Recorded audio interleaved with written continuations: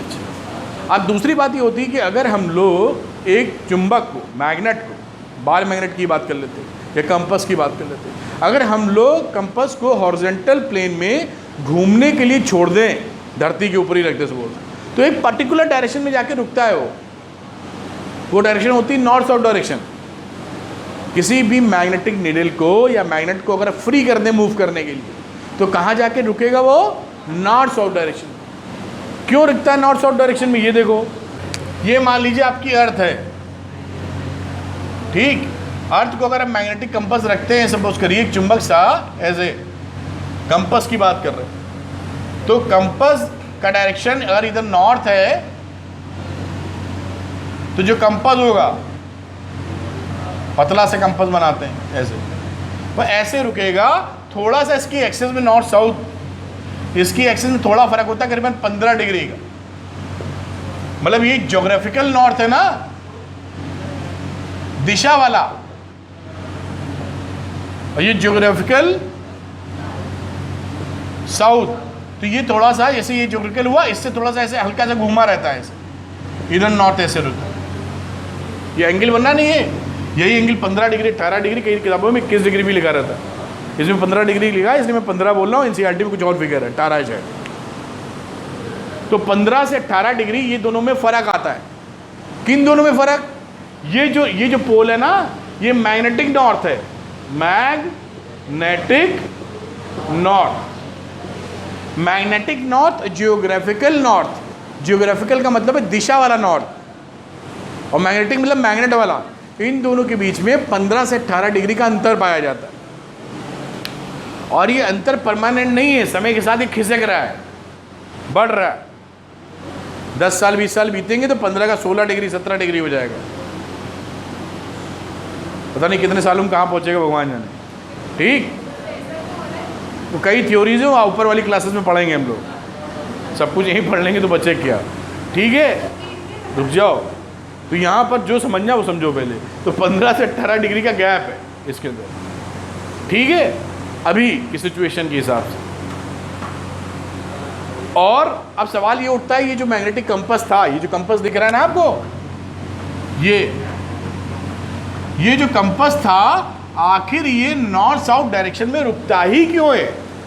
तो इसमें बहुत सारी थ्योरीज आई, थ्योरी लंबी चौड़ी है, लेकिन बातों को छोड़ दिया जाए तो मुद्दे का बात ये समझी जाती है कि अर्थ के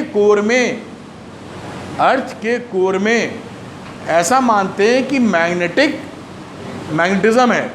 पहले ऐसा मानते थे कि बहुत बड़ा चुंबक है वहाँ पर, फिर वो बहुत बड़ा कोई चुंबक रखा है अर्थ के कोर में।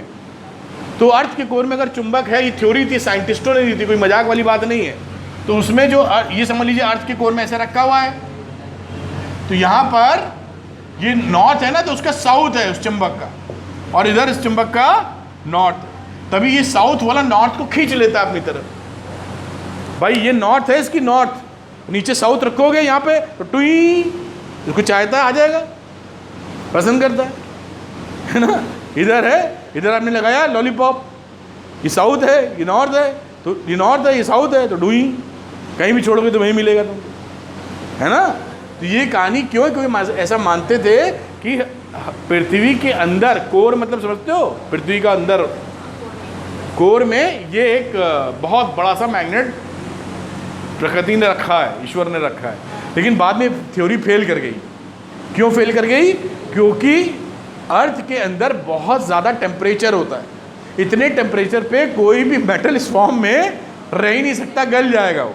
तो उन्होंने कहा इसको गड़बड़ जाला, ये नहीं चल पाएगा, ये थ्योरी फेल।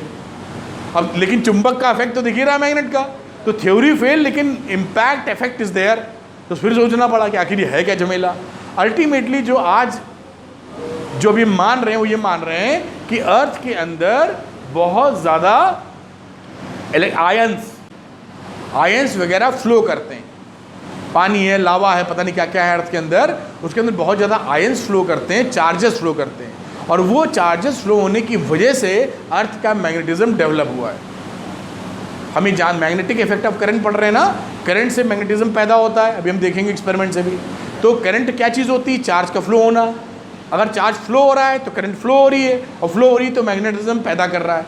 वही चीज़ यहाँ लग गई कि अर्थ के गर्भ में, अर्थ के कोर में लावा हवा ज्वालामुखी वाला लावा रहता है, वो बहुत सारा आइटम फ्लो हो रहा है।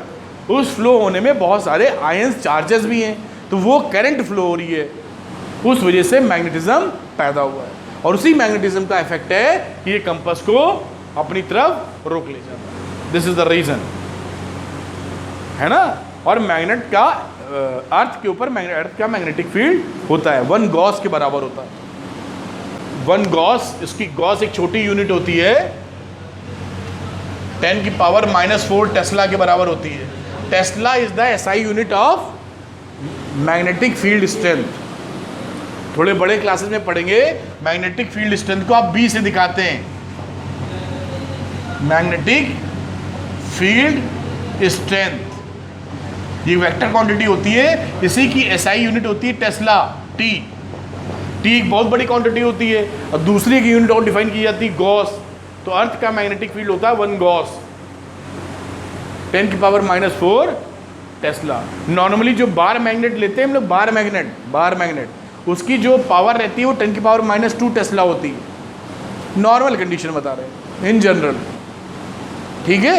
अर्थ की मैग्नेटिक फील्ड बहुत कम होती है, लेकिन होती है, तभी वो कंपास हिल के रुकता है।